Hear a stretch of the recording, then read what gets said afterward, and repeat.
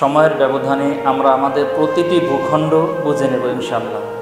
পৃথিবীর ইতিহাস সাক্ষী, যে জালিম শাসক যত বড় জুলুমবাজ, অত্যাচার, নির্যাতন জনগণের উপর করেছে, তার বিদায়টা ততই নির্মমভাবে হয়েছে। আমরা স্বাধীন করেছি আফগানিস্তান, আমরা স্বাধীন করেছি শ্রীলঙ্কা, আমরা স্বাধীন করেছি বাংলাদেশ, আমরা স্বাধীন করেছি অসংখ্য নবী রাসূলের পদধূলিতে যেই ভূমি ধন্য হয়েছে, স্বাধীন করেছি সেই সিরিয়া।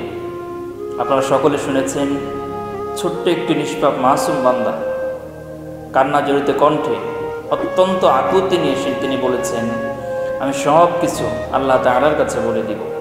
প্রিয় দর্শক, আপনারা যে ছবিটি দেখতে পাচ্ছেন, নিশ্চয়ই আপনাদের কাছে মনে হবে এটি কোনো ছবির দৃশ্য, কিন্তু না, এটি কোনো ছবির দৃশ্য না। এটি হচ্ছে সিরিয়ার বুকে আমার মা বোনদের, আমার ভাইদেরকে অত্যন্ত নির্মমভাবে আয়না ঘর নামক বন্দিশালায় রেখে যে নির্যাতন করেছে তারই দৃশ্য। বর্তমানে সবচেয়ে বেশি নির্যাতিত হয়েছে আমাদের কলিজার টুকরা ফিলিস্তিনের মুসলমান।